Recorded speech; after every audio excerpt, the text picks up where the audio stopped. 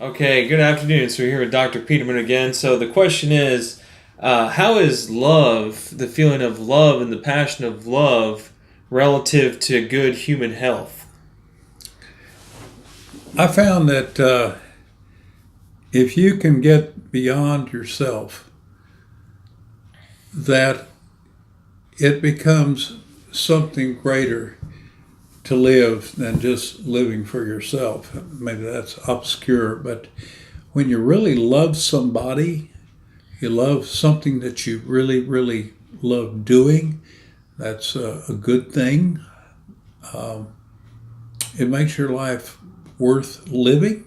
And when it's worth living in your own mind, you interact with other people better. And it's curious because the brain releases all kinds of chemicals. If you're under stress and you're angry and you hold grudges, and there's a lot of problems with loving yourself and loving, you're really going to have problems loving other people who don't love yourself. Um, the brain will release negative chemicals that really have a bad effect on the human body. So, this, the act of loving another person, will add years to your life. And it is proven fact that married men live longer than men who are not married. Women, it seems, doesn't correlate as much. But men really do better if they have somebody that they really, really, really love. And makes life more interesting, more worth living. And when you have a mission, that's the one thing that people over 100, they all have a mission. And a lot of times the mission is to care for their spouse, who may also be that age. They, it's really a wonderful thing. You have a question or comment about that? Yeah, I mean, I think it makes sense because my take on it is the amount of endorphin flow that you're getting from that individual, and hopefully the lack of stress that's occurring in your life, or the lack of stress hormones. I forget what they're called. Endorphins, Yes, that's one set of them. and because that would off balance the other. Because if you're with someone and you know if you don't love them, you could have a lot of feelings of hatred or stress or worrying in your life, and I think that could possibly affect your overall health if I'm not mistaken. I think you're dead on. I think it's absolutely fantastic. How many times have you uh, played tennis against a wall? It's not that rewarding. You could do it, but it's not that rewarding. It's great practice, but if you're married, if you have somebody that you really care for, and you have some stress in your life, you have somebody you can talk it over with, it becomes a healing factor in your life.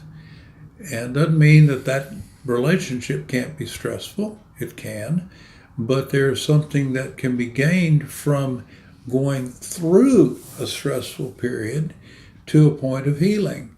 And actually, people do better if they have a life where they've gone through some trauma, turmoil, and then they have what seems to be an even stronger relationship. So life is extremely precious. It's more precious, I think, personally, my personal opinion, when you share it with someone else. And the human body is made to reward you with good, good endorphins, good chemicals in your system, and you'll live longer, and you'll live a better quality of life as well. So I thought that was something that we needed to just touch on a little bit. It's important because a lot of times people just take relationships very Lightly. lightly. I attended a class with my fiance in college many years ago, and one of the questions that the professor asked was, I see a lot of young people here. How many of you are engaged to be married? And three-fourths of the class raised their hand. These were all people that were seniors in college. They were going to finish college, go get married, and have a good life. And then she said, of all the people here, I have one question. If you really, really try hard at this marriage thing and it just doesn't work, are you willing to get a divorce? Half the people raised their hands. She said, keep your hands up.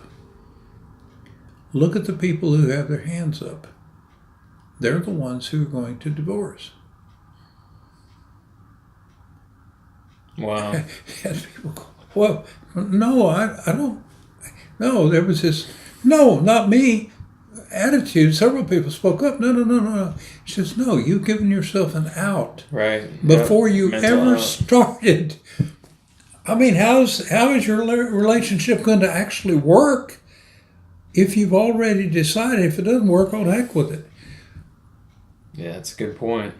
So I think maybe this woman saved a few people from destruction of a potential marriage in the future. Maybe they weren't compatible with this person. They're going to give it a try. And, they knew it wasn't quite right, but we'll make it work. Whatever.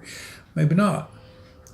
47 years later, I can say that was not an option for my wife and I. So we didn't raise our hands. That's amazing. Congrats on that. Thank you. It's what love will do for you. And I always, there was many years ago, a little cartoon that came out is love means blah, blah, blah.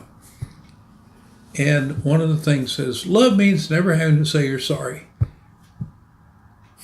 And I thought, what? That is stupid.